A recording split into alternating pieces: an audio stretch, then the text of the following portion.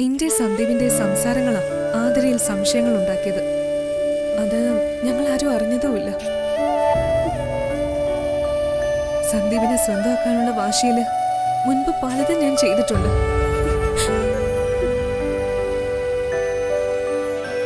നിങ്ങളുടെ വിവാഹം കഴിഞ്ഞതിന് ശേഷവും പലപ്പോഴും നിങ്ങളുടെ ഇടയിലേക്ക് പ്രശ്നങ്ങൾ ഉണ്ടാക്കാൻ ഞാൻ വന്നിട്ടുമുണ്ട്. പക്ഷെ അതൊക്കെ എന്റെ തെറ്റായിരുന്നെന്ന് ഞാൻ തിരിച്ചറിഞ്ഞുകൊണ്ടാ നിന്റെ മുന്നിൽ ഞാനിപ്പോ നിൽക്കുന്നത്. സന്ദീപിന്റെ കുഞ്ഞിനെ പ്രസവിക്കാൻ പോകുന്നുള്ള നീ.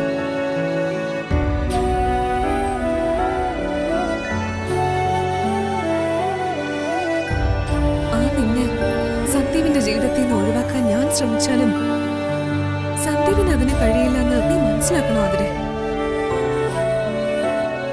ഒരാളെ സംശയിക്കുന്നെന്ന് പറഞ്ഞ അതിനർത്ഥം അയാളെ നമ്മളെ മനസ്സിലാക്കിയിട്ടില്ലെന്ന്.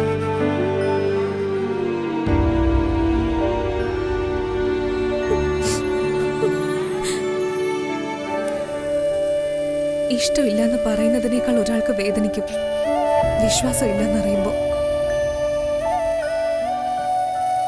ഞാൻ പറയാതെ തന്നെ സന്ദീപിനെ കുറിച്ച് നിനക്കറിയാലോ. നിന്നെ കിട്ടാൻ അവൻ അനുഭവിച്ചതിനെ കുറിച്ച് മാത്രം നീ ആലോചിച്ചാൽ മതി, നിനക്കത് മനസ്സിലാവും.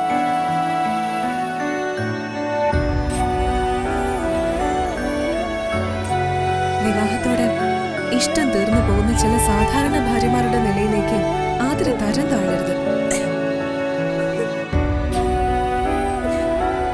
ഇപ്പൊ നിനക്ക് മനസ്സിലായോ എല്ലാം നിന്റെ തെറ്റിദ്ധാരണയായിരുന്നു? ഓരോന്നിനിറങ്ങി ചാടി പുറപ്പെടുന്നതിന് മുൻപ് സത്യാവസ്ഥ എന്താണെന്നറിയാൻ ഒന്ന് ശ്രമിക്കെങ്കിലും വേണ്ടേ?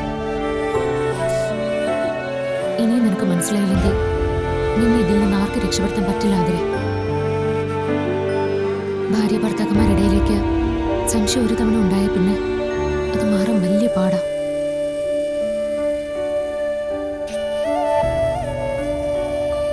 അനഘ പറഞ്ഞതൊക്കെ സത്യമായ കാര്യം തന്നെ മോളെ. നീ കണ്ടു എന്ന് പറയുന്നതും കേട്ടു എന്ന് പറയുന്നതും പകുതി മാത്രം.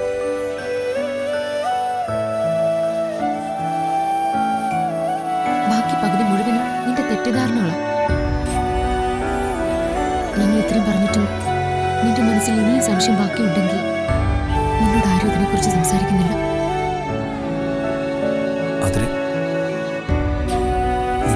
എങ്ങനെ പറഞ്ഞു വിശ്വസിക്കണമെന്ന് എനിക്കറിയില്ല.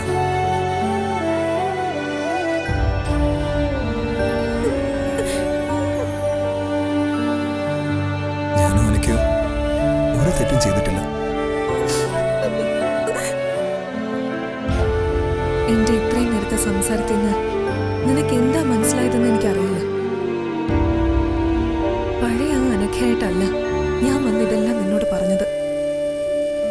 പഴയ അനഘയായിരുന്നെങ്കിൽ നിന്നെ പറഞ്ഞ് മനസ്സിലാക്കുന്നത് പോയിട്ട് നിന്നെ കാണാൻ പോലും ഞാനിവിടെ വരില്ലായിരുന്നു എന്ന് നിനക്കറിയാലോ. ഞാൻ പോവുക. ഇനി ബാക്കിയൊക്കെ നിന്റെ തീരുമാനം പോലെ.